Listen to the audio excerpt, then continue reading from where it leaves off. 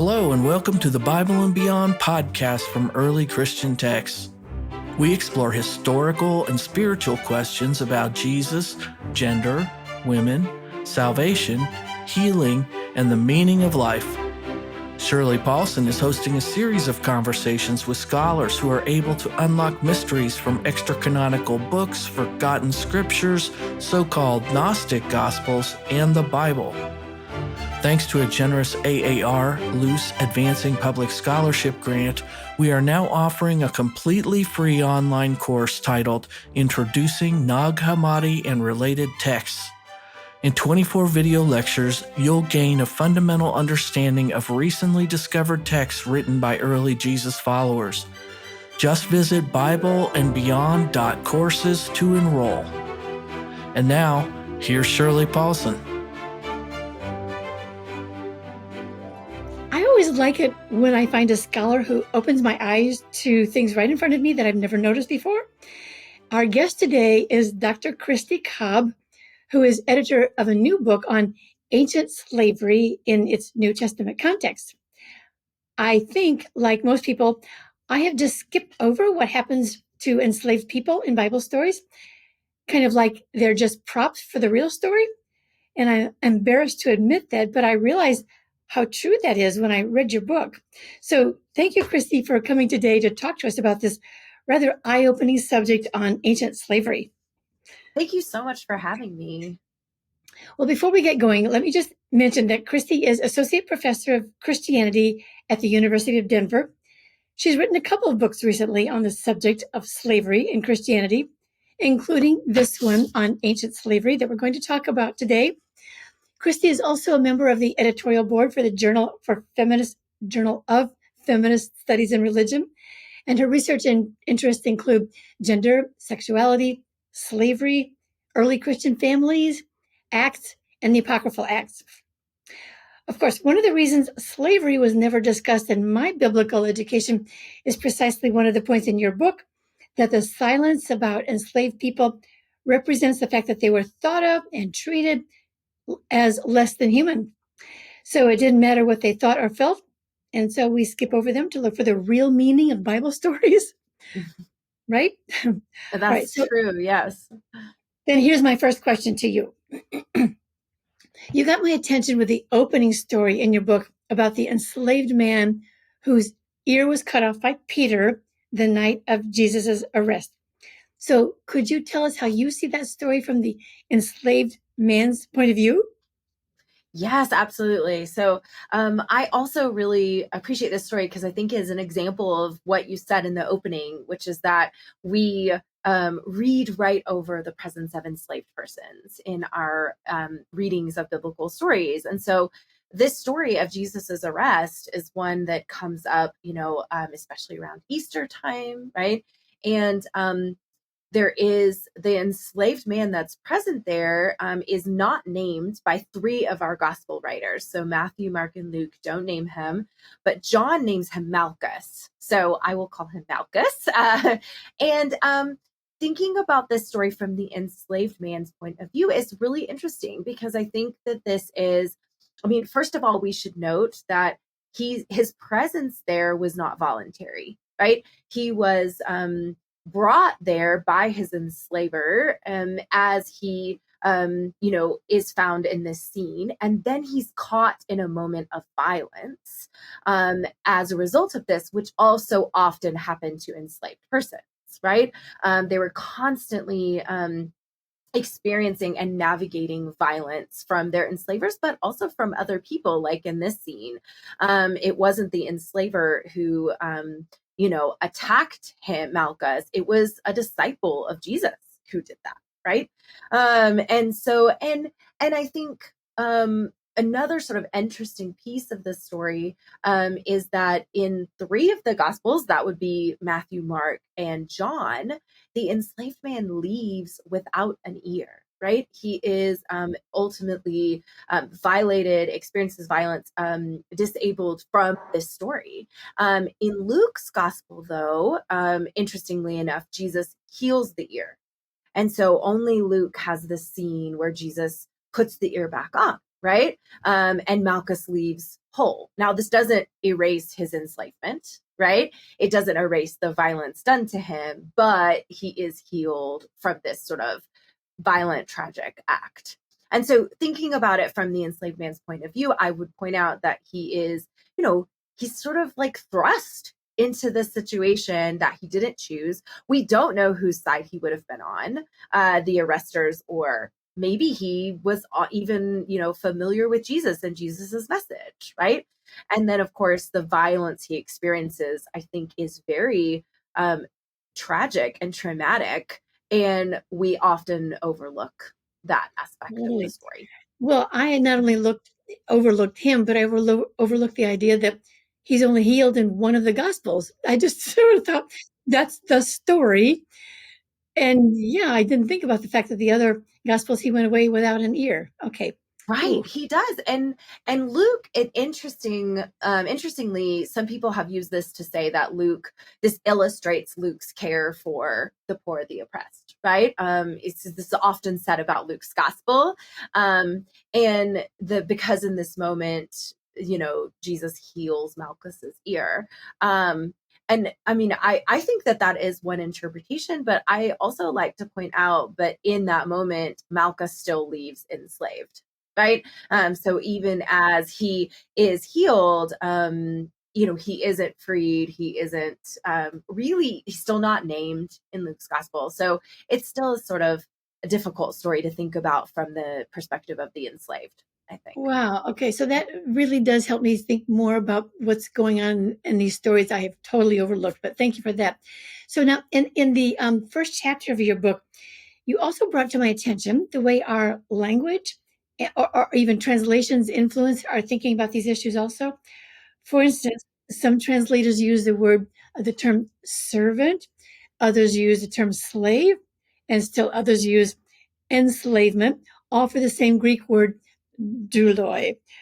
What is the issue with this translation thing? Yes, that's such a good question. And one I think scholars have been wrestling with. So the translation of doulos or douloi to servant was the sort of is what most people are familiar with, I think, in translation choices. The problem is here, it's not historical, right? It brings the idea into our minds that a person is a servant, maybe like indentured servanthood that would have happened in our more recent history, right? But this is actually slavery is what happened in the ancient world, and not servanthood, right? And so when we are translating people like Malchus from the previous story and we're calling them a servant, that softens the idea of slavery for the text. So that might make it easier for people to read in the Bible, that we're thinking about the stories in terms of servants rather than slaves. But one of the very first moves that especially Black biblical scholars suggested, the first person that I know about is Clarice Martin, who wrote an article in the 80s arguing we should translate doulos as slave, not servant, because of the history of slavery, especially experienced by the Black community in the United States, right? And so it's really important that that is recognized in the biblical text. And so that was sort of the first move.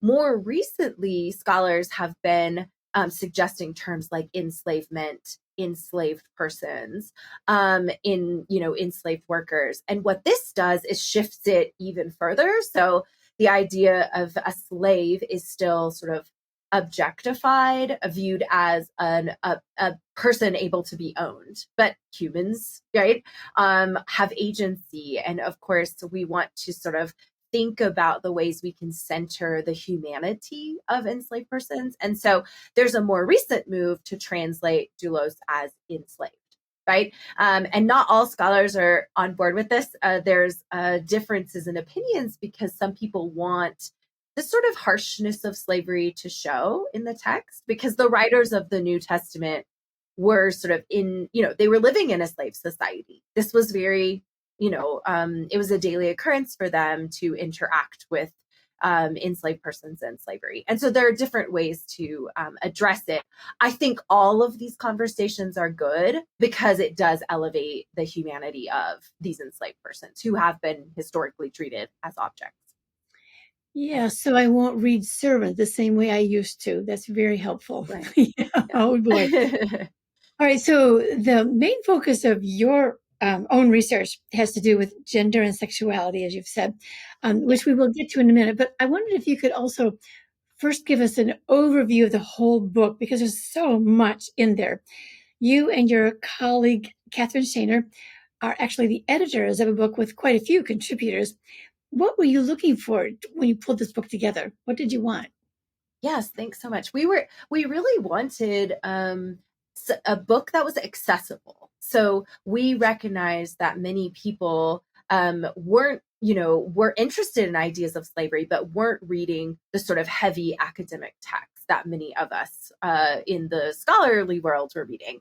And so we really were seeking an accessible book that could be read in, say, classrooms, undergraduate and graduate classrooms, or in church groups, right? In a Bible study group, for example. People who are interested could approach this book without any prior knowledge of ancient slavery.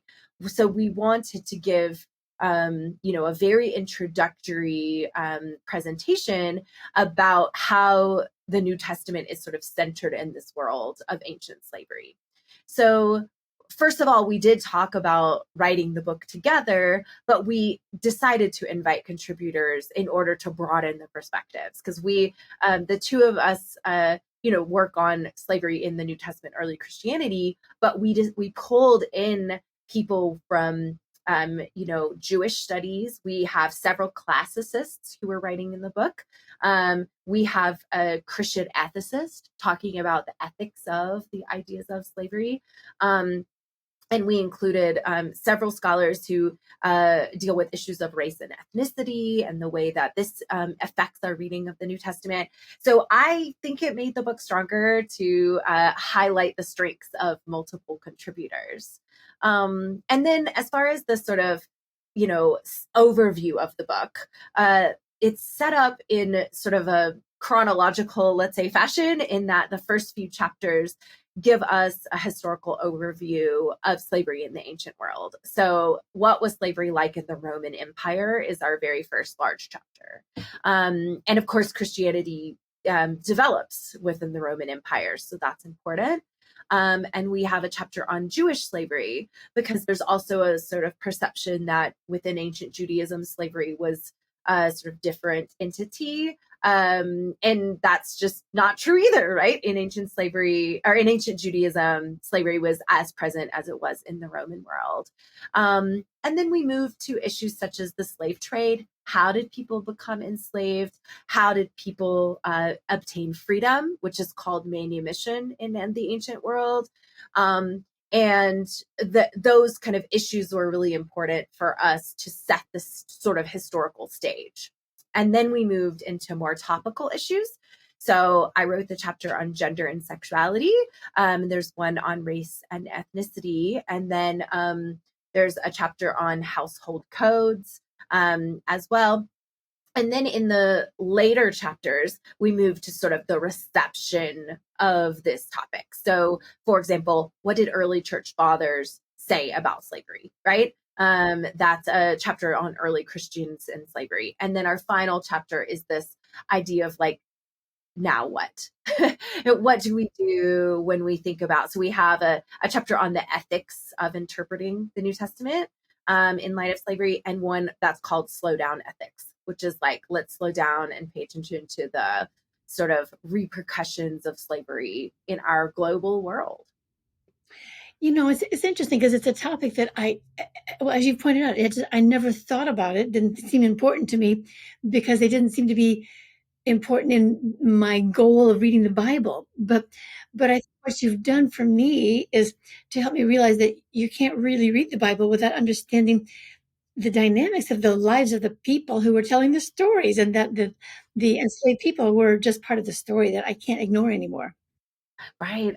I think so too. So I'm glad that you had that effect when reading the book too. Yes. Also, I have to say that I appreciated the questions that you have at the end of the chapter because they were very thought-provoking questions that I can see happening in a classroom or a Bible study group. They're very nicely put together. So well done. We're going to take a very short break right now, and then we'll be right back to talk about the way enslavement actually worked for the men and women who lived it. If you enjoy our Bible and Beyond podcasts, we hope you'll consider becoming a sponsor by joining our Patreon community. Your affordable monthly contribution entitles you to exclusive content, discounts on our live online hybrid courses, Bible and Beyond gear, and invitations to online get-togethers with other supporters.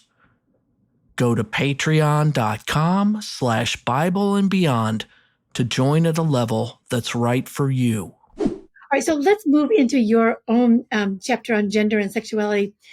You introduce that topic with a story also, and it's the one that's right after Peter's incident in the garden with Malchus, and then we find Peter again dealing with another enslaved person quite soon afterward. This is the girl who recognizes him. So why don't you tell us that story, why it matters here?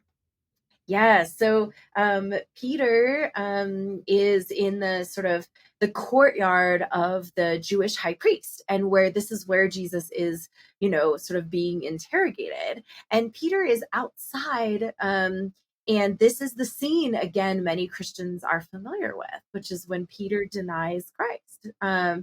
And what most people do overlook is that the first questioner in our Gospels is an enslaved woman, right? And so she is the first person. She notices Peter and she says to him, "You are one of them." Right? I know you are. And he, of course, denies it. And so then different gospels kind of differ. In some gospels, the second questioner is also enslaved, but an enslaved man. And then in the third questioner, especially in Luke, for example, is a free person. And that is when Peter denies 3 times, but the third free person affirms the words of the enslaved woman, who is never named, by the way. As usual, exactly. And so I think this matters, especially pertaining to gender, because it shows, first of all, it shows the presence of enslaved women in these stories. She's there, she's outside, in my imagination, she might be on a break, right? She has been serving food or preparing, the table, welcoming guests, right? She's doing all the labor that a typical enslaved woman in a domestic context might be expected to do. And so she's present, but what she does in this scene that is sort of out of the expectations or doesn't meet the expectations of an enslaved woman is she speaks out. And that is something that enslaved women were expected not to do. So the fact that she speaks up and she speaks up first, and she basically calls out Peter for his identification or connection with Jesus, right? So I see her as a truth teller in that scene, right? I see her as someone speaking truth to power, recognizing Peter in the firelight. She knows that he is a disciple of Jesus. And so while she is enslaved, I also see this as a moment when an enslaved woman speaks, right? And is the seer of truth in this scene. And so that to me that's why it would matter within the New Testament when there are very few enslaved women, mentioned in the New Testament. It also struck me thinking about that story that she was defending her enslaver. Well, yes, I think so. Yes, she was. And who knows what what the motivations might have been for her in that moment. Yeah. Right. Yeah. Yeah. But it's interesting because we think about, in connection with Malchus, Peter's perhaps attack on the enslaved man in the previous chapter, and then this moment where an enslaved woman is sort of calling him out as right, and then he lies ultimately. Wow. All right. So then you talked about the difference between enslaved people and free women, for example. And since girls and women were often working in the household with their enslavers, like in this case, how would you describe the difference or the relationship then between the enslaved women and the free women in that kind of context? Yes, it was a very complicated relationship. There were ways in which an enslaved woman might be very in close quarters with their enslaver who was a woman, right? We know that enslaved women might have done their hair, helped with makeup, helped to dress them, helped to bathe them. Sometimes enslaved women slept beside the bed of their enslaver. So they were available in the middle of the night if anything was needed, for up first thing in the morning with them, right? So in a lot of ways, this has been viewed in ancient literature and artwork as a very intimate relationship, right? And enslaved women have said, I really trust my enslaved woman that's with her secrets, right? Or trust her in lots of ways. But as a feminist reader of the New Testament, I read that a bit with caution, right? So while that relationship appears intimate, there is a very clear power dynamic at play between the free woman and the enslaved. And maybe the enslaved woman played along with that intimacy, but in the end, there would have been a very distinct power dynamic. Enslaved women were exposed to violence, could be sold at any time. Their bodies were used, sexually and also to produce more enslaved children, right? And to nurse children, right? So they were constantly, subjected to things that they might not have been able to choose for themselves. And so I think this is why I would label the relationships as sort of complicated, because I think there are many stories we can find told from an enslaver's perspective where that relationship might seem really kind and reciprocal. But knowing the history of slavery, we have to sort of think cautiously and read carefully in those moments. So then, what did it mean to be a man than to become a slave, other than having to do what a slaver orders them to do? Like, first of all, like, how did they get enslaved in the first place, and are they superior to women? I mean, what about Yes, good. Yeah, good question. So I think to answer how did people become enslaved, there are many different ways for this. People were born into slavery. So if your mother was enslaved, all the children of the mother would be enslaved, right? So that was a very common way for people to be just born into slavery. But then also acts of war. So if Rome went into another city or region and took over, then the people within that region would be enslaved and might have lived their lives free, right? Up until then. So you could be enslaved by being a captive of war. There are stories of kidnapping, children who are exposed, meaning they're born free, but then are abandoned by their parents. Those children often were born up into slavery. And then a few people, the debt slavery happened in the ancient world, where if someone couldn't afford their bills, then they might go into, basically sell themselves into slavery. That happened maybe a bit more rarely than the other instances, but also occurred as well. So a lot of various ways that people would become enslaved. And then the difference in that moment is really stark. Once you are enslaved, you are basically labeled in a particular way for the rest of your life, even if you obtain freedom. So even after you are manumitted, you don't become free, you become freed. Does that make sense? Like that? Yeah. So there was particular laws and labels placed on manumitted persons that weren't placed on completely free citizens, right? So a freed person might have had to make connections with their enslaver still. They might still have to work for them, right? Some of them had to give portions of their earnings back to their previous enslaver, even though they were free. So there's it was a severe sort of stark difference between the free and enslaved in antiquity. And then the final question you asked about the differences between women.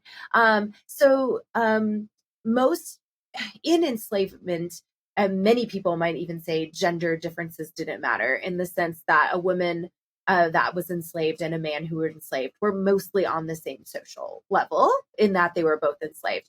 Both had potentials to sort of, find a better job in some certain circumstances, and both women and men. And then both could also be forced into a situation beyond their control, right? In unfortunate circumstances.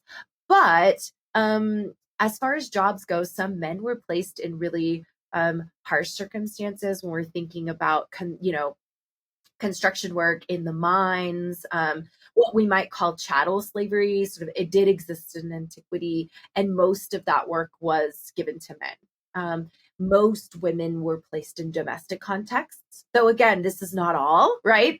Some men were in domestic contexts, some women were out doing this kind of labor too. But generally speaking, more men were often placed in the sort of like hard active labor kinds of positions. Yeah.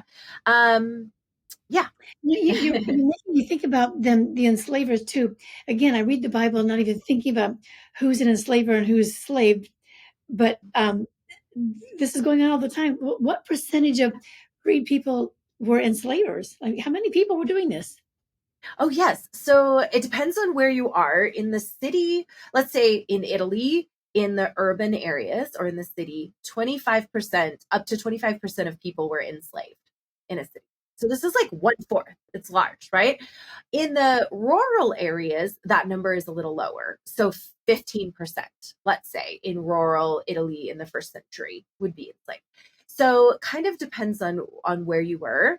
There are a lot of numbers about this, in that it was, I mean, obviously it's expensive to purchase enslaved persons in the first century. So not every poor person would have been able to own one, right? But there, let's say even a lower income family that was free might have one enslaved worker, right, in their family. And then if that was a woman who got pregnant, then they could have two without having to purchase the second one, right? So there were ways in which even, smaller households might have one. And then, of course, very poor people who were living, would not have, any enslaved workers. Very rich people had hundreds, right?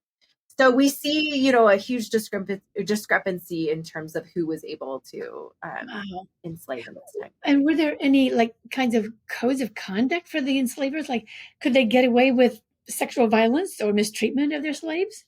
Yes, sexual violence against enslaved persons was completely sort of legal, right? Oh, And also expected, in a way. It was because they were because enslaved persons were viewed as property. It was a thing that happened very, often. There were laws around how you treated enslaved persons, and especially how, let's say, a person outside the household treated an enslaved person. So, for example, that Malka story could have led to a legal disagreement, because if the enslaver was like, "Hey, you damaged my slave," right? Then that could have led to a legal disagreement, because the laws protected the enslaver. The enslaver could do quite a lot of violence to their own enslaved workers. But if an outsider did that, there might be repercussions. For example, a fine, right? Or something like that they had to pay for that. So there were quite a lot of laws. There were also laws around how many enslaved persons you were allowed to free. Because so laws limited the numbers of that people were allowed to free, and sometimes ages of the numbers. So depending on which emperor was in power, and there are different sets of rules that you can look up to see how that enslaved persons were controlled legally and in their own household. so it's a good thing then that Jesus healed Malchus' ear, because he might have gotten in trouble with the law. Well, oh my gosh, that's true. And I hadn't thought of that aspect of the story until just now. But you're right. Yeah. Yeah.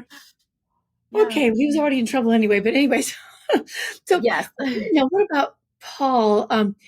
and his attitude towards sex? He seems to have said a lot about sex workers. Was he concerned about enslaved people or only free people in this? Yeah.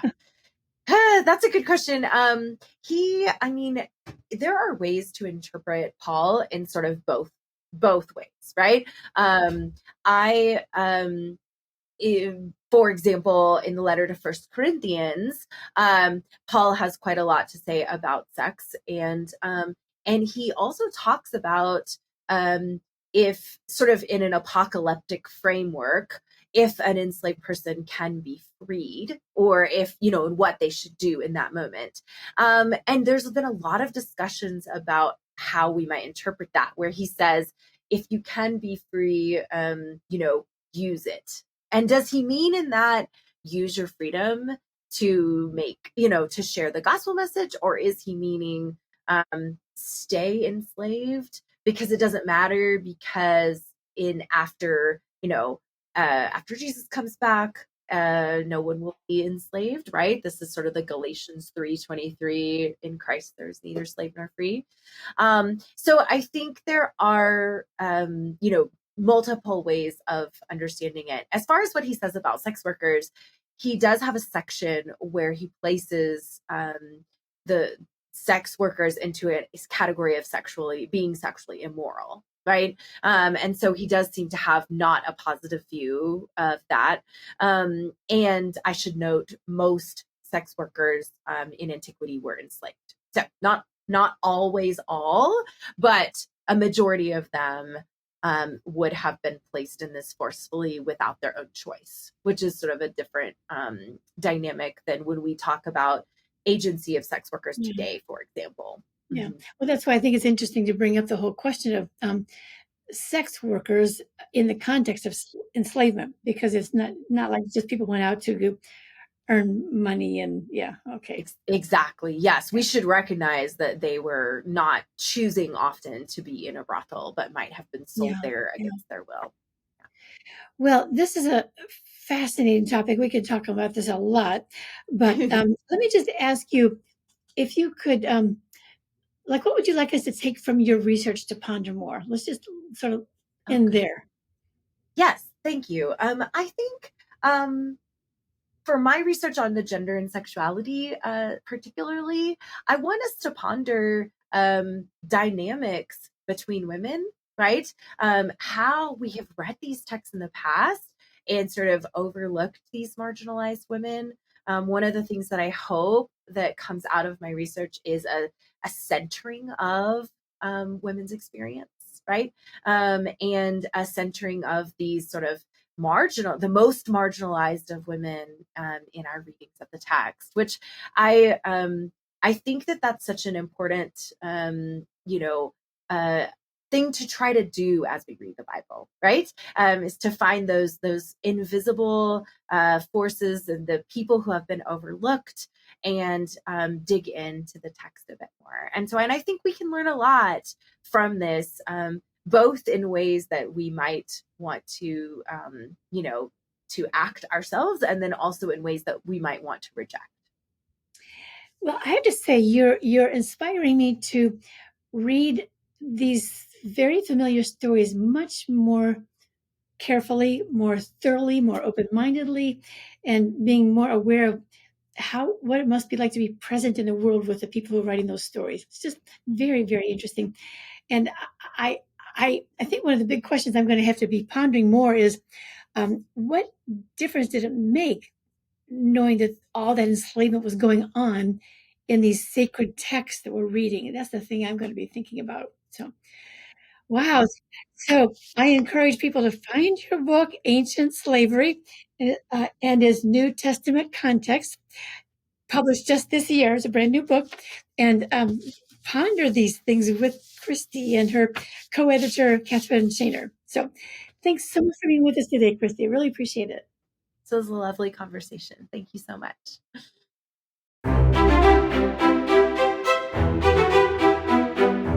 Thank you, listeners, for being with us today. Be sure to check out the details from this episode by accessing the show notes on our website, earlychristiantext.com/podcasts.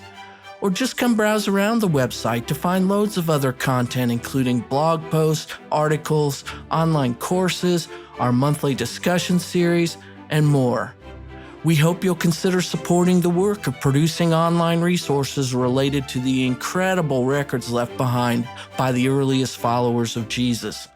You can become a supporting member by joining our Patreon community at patreon.com/Bible and Beyond. We love hearing from you on social media. Find us on Facebook, X, and YouTube by searching for Early Christian Texts. We'll catch you on our next episode of the Bible and Beyond podcast.